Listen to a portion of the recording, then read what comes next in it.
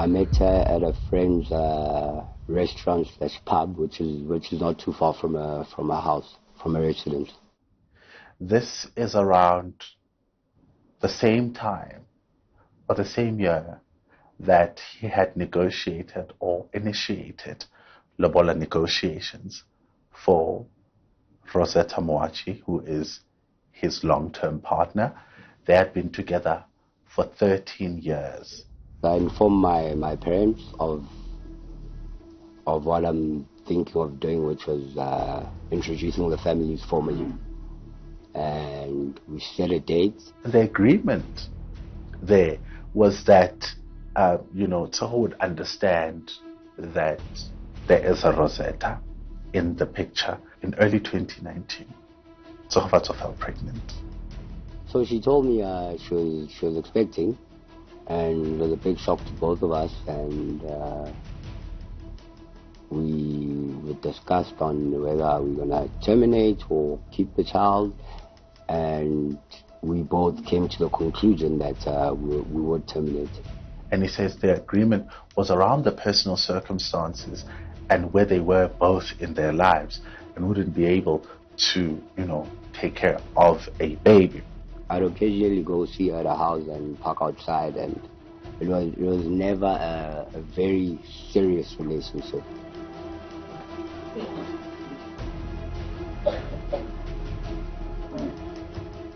In 2019, later, there was another pregnancy.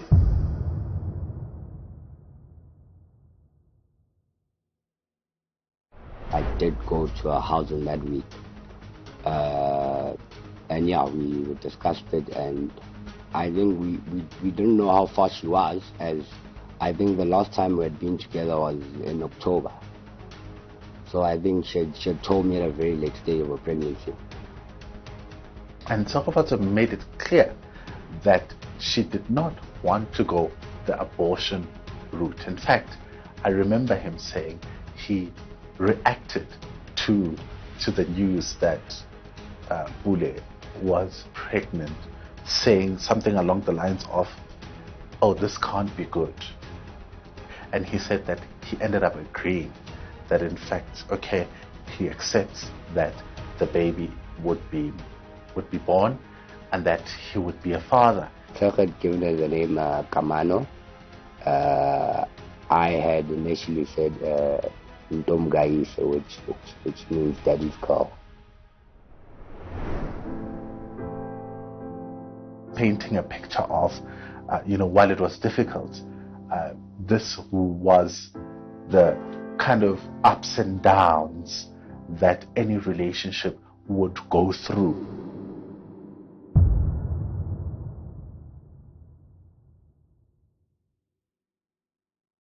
So while we were waiting for judgment, we got information that Tutuko Shaba would be back in court on the 4th of March to reopen or make an application to reopen his case. And the purpose of reopening his case here was to play video footage that would assist the judge in making a determination. Tshegofatso was adamant that he didn't spend 3 minutes outside his complex in the presence of a grey Jeep that picked up his heavily pregnant girlfriend, Tshegofatso Pule.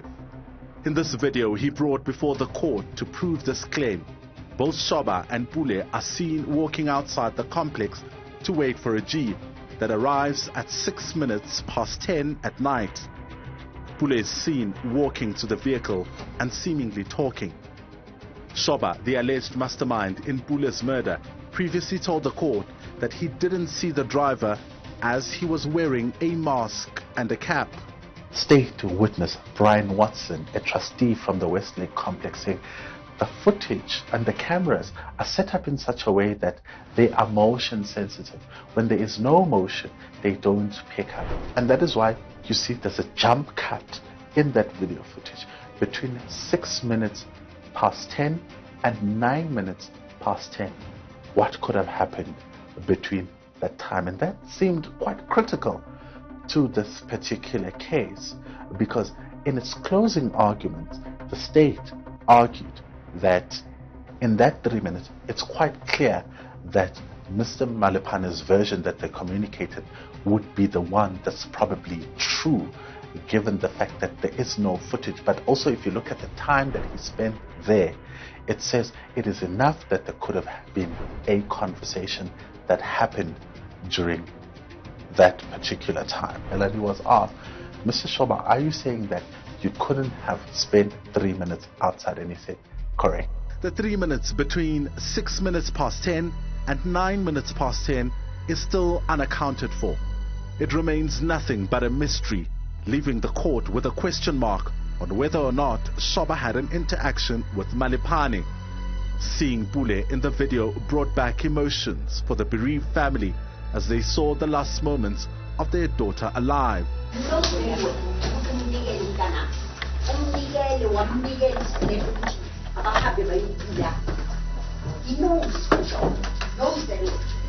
Judgment will be handed down on the 25th of March.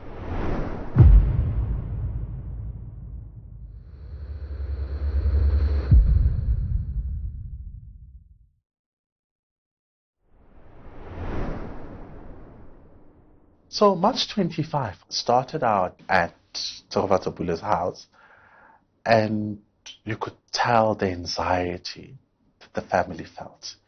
And obviously this was a big day for them. A lot was expected in terms of that particular judgment. But when we got to court, obviously, it was down to business. To convict Mr. Shoba of murder, I must be satisfied, beyond reasonable doubt, that he made an agreement with Mr. Malapane, that Mr. Malapane would kill Miss Pule, and that Mr. Shoba took steps to aid Mr. Malapane in doing so.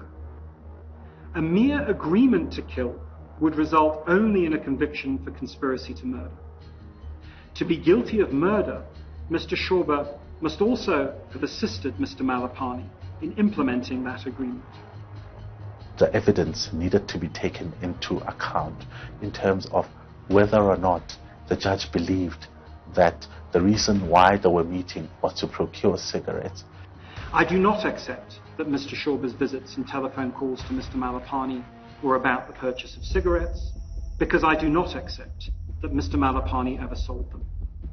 And the issue around the disputed number, could they link that disputed number which kind of aided the killing of Tshegofatso? This was where communication was being made. The fact that the phone Mr. Malapane says Mr. Shoba used to contact him to arrange the murder turned up in the same area at about the same time as Mr. Shoba's registered phone, on no less than 7 occasions in the 2 weeks before Miss Pule was killed.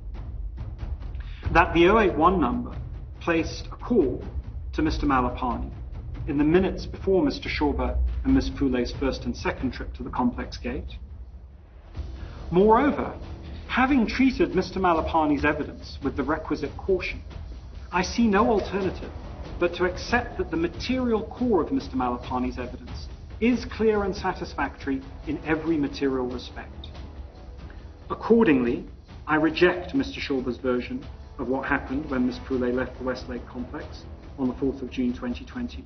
It is not reasonably possibly true.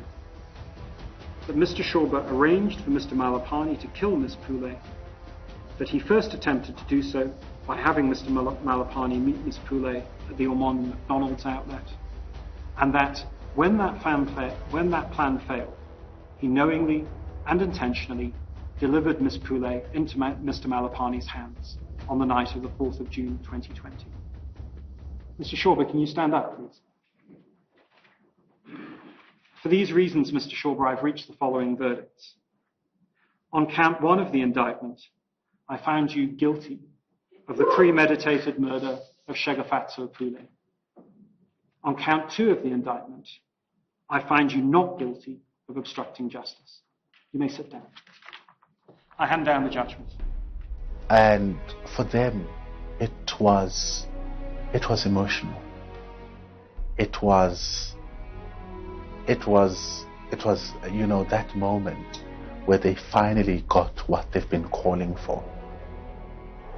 The emotions that come with it are the ones that are difficult to process, because It evokes the memories. It evokes the very moments when Tshegofatso was found hanging in the tree. It evokes the very memories when we saw her lying in the morgue, having to identify her.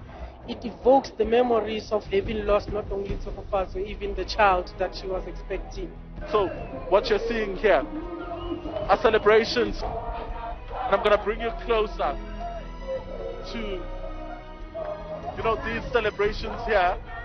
I think now we can mourn her. We are happy but still sad because it brings us back to going back there. Before we can even start planning ahead, we can finally start grieving. And knowing very well that he's definitely going to go down for what he did. And this also gives us, it just fuels us up for all the other cases that we still need to tackle. Because this is just the beginning. We're going to dress like this as a symbol of us making sure all these perpetrators end up where they belong. I remember her paternal aunt. As there were celebrations outside of court. I remember speaking to her, and I asked her, and I said, I remember you kept on saying Ulibambe, Lingashone. Ngamtshela ngathi Ulibambe Lingashone ngoba lizoshona ayishoba lizoshona nawe njengoba lishone naye namhlanje. You know, the Shoba family, at least they know ukuthi uMtuthuko ukuphi. We Mashiane and the Pule family, unfortunately we can't bring them back. What we're saying to this justice system, siyabona. A heavily pregnant woman was shot and killed and also hung for all to see. You think about young women in South Africa who trust decent-looking men like Tshegofatso because of how they articulate themselves, because of how they present themselves to the world. But what this teaches us is that crime and violence can also come in a suit. Every 3 hours, this country buries us before we are born. Calls us by our obituaries before it calls us by our names. Makes us women with nervous conditions with their guards up. Law enforcement with broken systems. A broken system with too much power. Power and authority with guns. The guns that down their spouses. Graves with girls taken too soon. Too brutal. Too horrifying to name. To document. To find. To mark as danger zones. Danger zones disguised as safe places. Safe places with murderers. Murderers who are husband material. Every 3 hours, one of us does not make it.